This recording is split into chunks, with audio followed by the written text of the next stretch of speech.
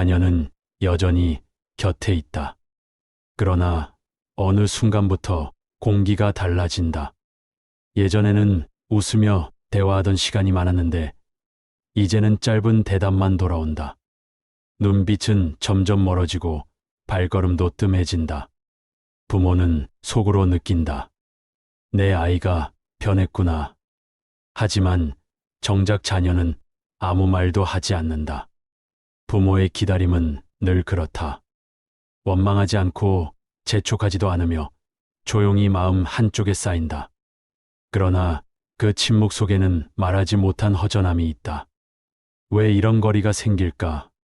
그 이유 중 하나는 우리가 무심코 올린 하소연 속에 숨어 있다. 나이가 들수록 통장은 가벼워지고 병원비는 늘어나며 불안은 깊어진다. 부모 마음은 자연스레 자녀에게 기대고 싶어진다.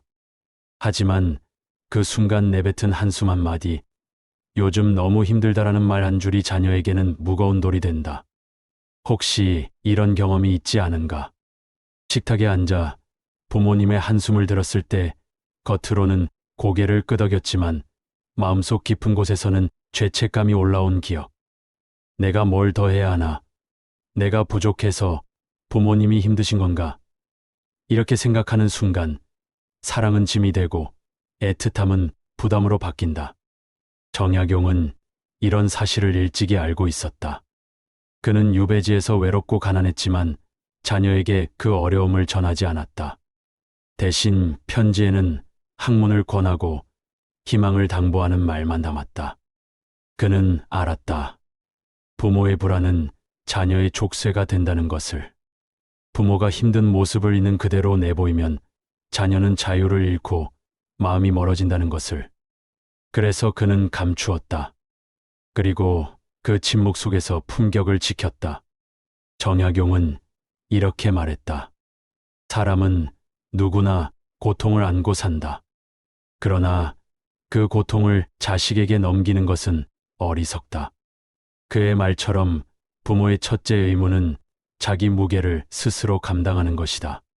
짐을 나누는 것이 사랑 같지만 사실은 짐을 감추는 것이 더 큰 사랑이다.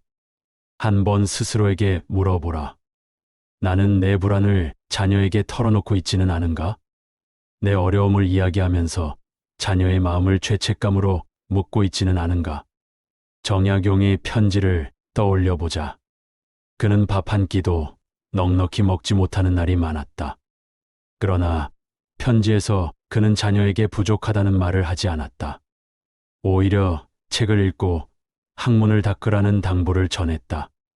그는 자신이 감당할 수 없는 무게를 자녀의 어깨에 올리지 않았다. 대신 스스로 버텼다. 그것이 부모의 존엄이자 자녀에게 물려줄 수 있는 가장 값진 유산이었다. 부모의 품격은 여기서 드러난다.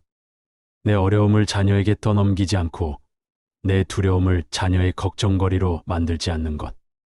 그 품격이 있을 때 자녀는 부모를 더 존경한다. 그리고 오히려 그 존경이 부모를 다시 지탱한다. 혹시 지금 당신은 이런 상황에 있지 않은가? 내 이야기를 조금만 하면 자녀가 나를 더 이해해 주겠지. 그러나 그 순간부터 자녀의 삶은 멈춘다. 부모 걱정으로, 부모의 짐으로 자기 길을 가던 발걸음을 늦춘다. 결국 부모와 자녀 모두 자유를 잃는다. 정약용은 우리에게 이렇게 가르친다. 부모의 사랑은 드러내는 것이 아니라 참는 데 있다. 사랑한다면 내 불안을 숨기고 사랑한다면 내 어려움을 가볍게 감싸야 한다. 그 침묵이야말로 자녀를 자유롭게 하는 울타리다. 오늘부터는 이렇게 스스로에게 물어야 한다. 나는 내 불안을 감추는 부모인가? 아니면 자녀의 어깨 위에 얹는 부모인가? 내 한숨이 사랑의 언어인가? 아니면 짐의 무게가 되고 있지는 않은가? 이 물음을 기억하는 순간 부모의 사랑은 한층 더 단단해질 것이다. 정약용이 그랬듯 부모는 자녀에게 짐이 아닌 날개가 되어 주어야 한다. 침묵으로 품격을 지키는 그 힘이 결국 자녀에게 가장 큰 유산으로 남는다. 부모가 자녀에게 전하지 말아야 할 두 번째 울타리, 그것은 바로 부부 사이의 갈등이다. 집이 아무리 크고 튼튼해 보여도 기둥이 삐걱거리면 그 안에서 사는 사람은 불안을 느낀다. 아이들에게 부모의 불안은 단순한 다툼이 아니라 마음의 뿌리를 흔드는 지진과 같다. 바로 부부 사이의 갈등을 자녀에게 드러내지 않는 일이다. 가정은 바람을 막아주는 집과 같다. 그런데 집의 기둥이 서로 삐걱거리기 시작하면 그 안에 사는 아이는 언제 무너질지 모른다는 불안을 품게 된다. 정약용은 이를 누구보다 잘 알았다. 그의 삶에도 갈등과 어려움은 있었다. 하지만 자녀 앞에서는 한 번도 배우자를 폄하하지 않았다. 편지마다 어머니에 대한 존중과 공경이 담겼고 부부 사이의 불편함은 감춘 채 오직 가정의 평화를 강조했다. 그는 믿었다.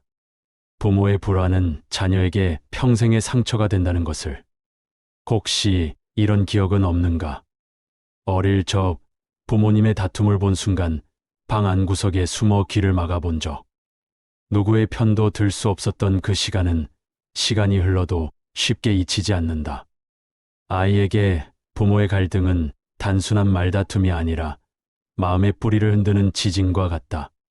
부부가 서로에 대한 불만을 자녀에게 털어놓기 시작하면 자녀는 심판자가 된다. 아버지의 편을 들면 어머니가 섭섭하고 어머니의 편을 들면 아버지가 서운하다. 결국 누구의 편도 될 수 없어 자기 마음의 편마저 잃는다. 이때 생긴 상처는 세대를 건너뛴다. 불안 속에서 자란 아이는 자신의 가정을 꾸릴 때도 늘 같은 불안을 반복하게 된다. 행복한 가정을 배운 적이 없기 때문이다. 정약용은 말한다. 부모의 집은 아이의 뿌리다. 그 뿌리를 흔드는 것은 가장 큰 죄다. 그는 유배지에서조차 가족의 이름을 언급할 때는 늘 공경을 담았다. 아이들이 불안에 흔들리지 않도록 최소한의 울타리는 끝까지 지켜주려 했던 것이다. 스스로에게 물어야 한다. 나는 혹시 자녀를 증인으로 세우고 있지는 않은가? 내 속마음을 털어놓는다는 이유로 자녀에게 편을 들어 달라 강요하지는 않았는가? 부부의 갈등은 부부가 감당해야 할 몫이다.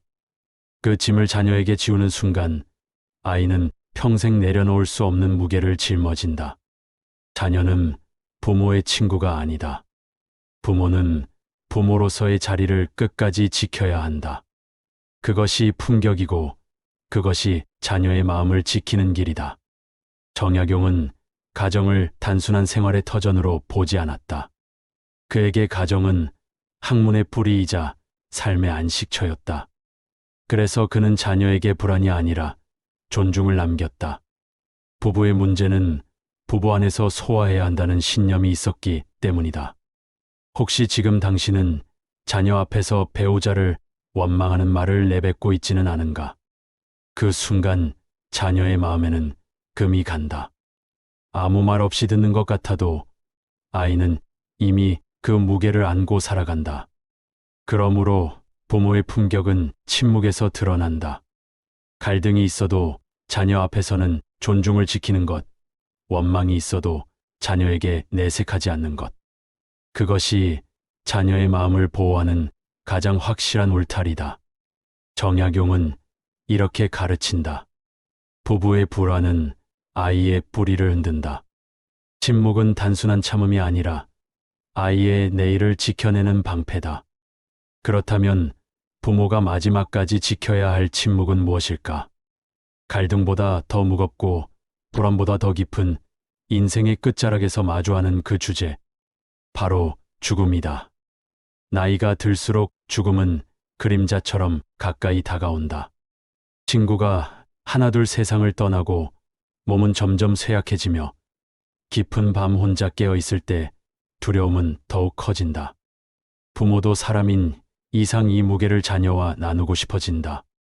이제 얼마 남지 않았다는 말, 곧 떠날 것 같다는 예감.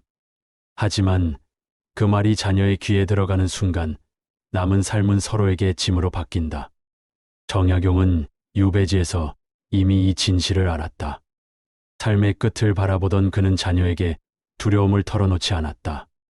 대신 편지에는 감사와 격려만 담았다. 죽음을 특별한 사건으로 여기지 않고 자연의 흐름으로 받아들이려 했다. 그의 침묵은 단순한 무관심이 아니었다. 오히려 자녀가 불안에 매이지 않고 자기 길을 걷게 하려는 깊은 배려였다. 생각해보자. 만약 부모가 매일 죽음의 두려움을 털어놓는다면 자녀는 어떤 마음이 들까? 언제 무슨 일이 생기면 어떡하지? 이런 불안에 갇혀 자기 삶을 설계하지 못하게 된다. 날개를 펴야 할 자녀가 오히려 매일 부모의 그림자 안에서 움츠러들게 된다. 혹시 이런 경우는 없는가?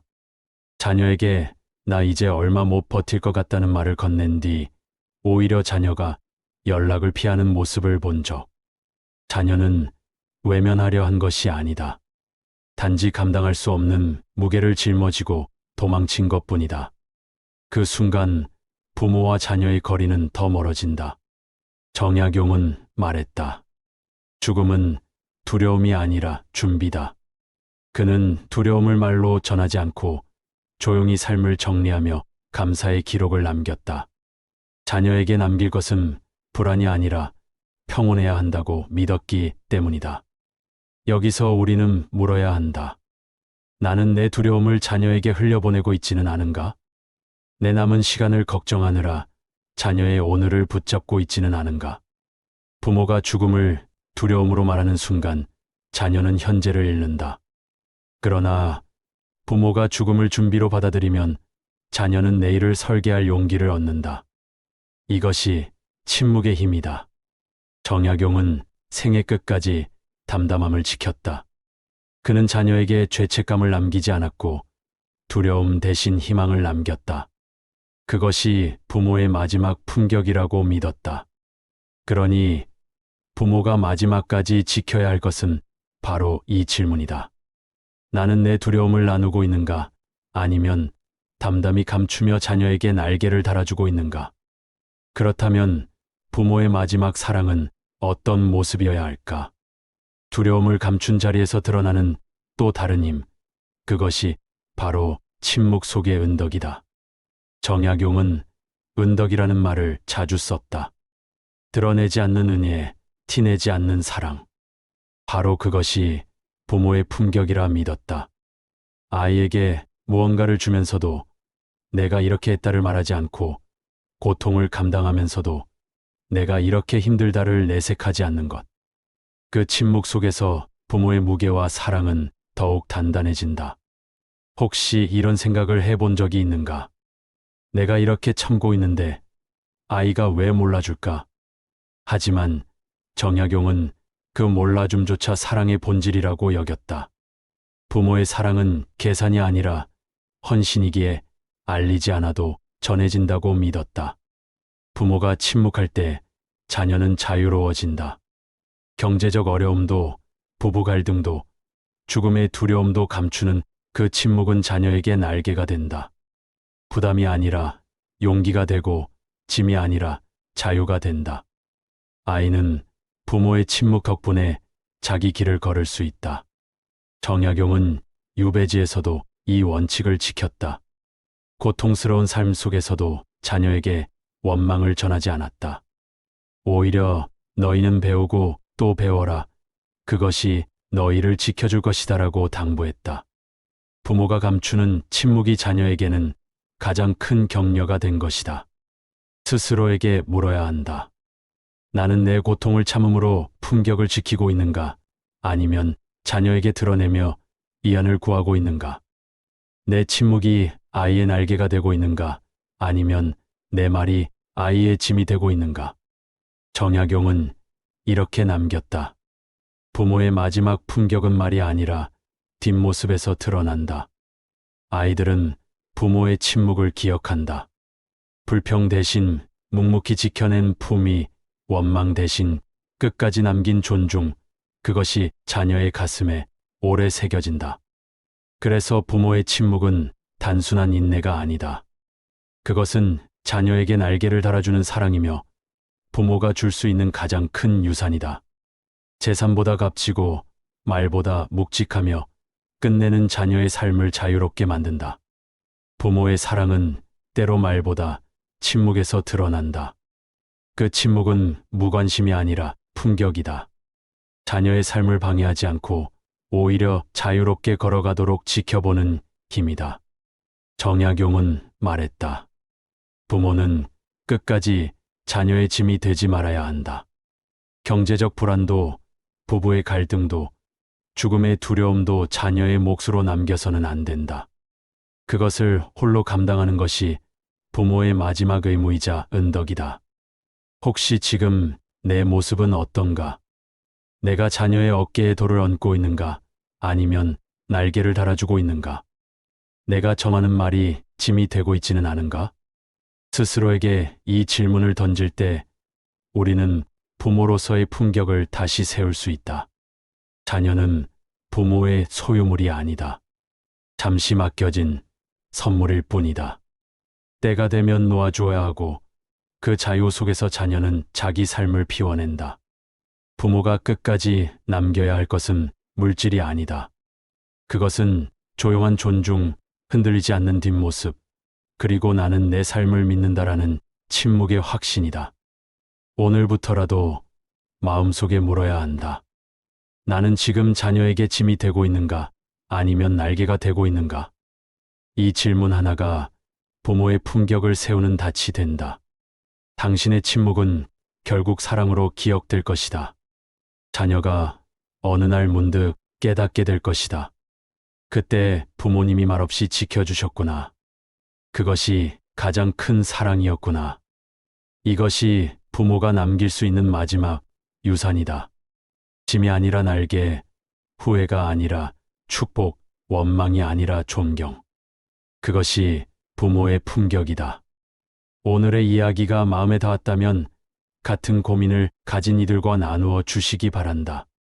우리 모두가 품이 있는 부모로 아름답게 나이 들어가기를 기원한다. 당신의 침묵이 자녀에게는 가장 큰 사랑으로 남을 것이다.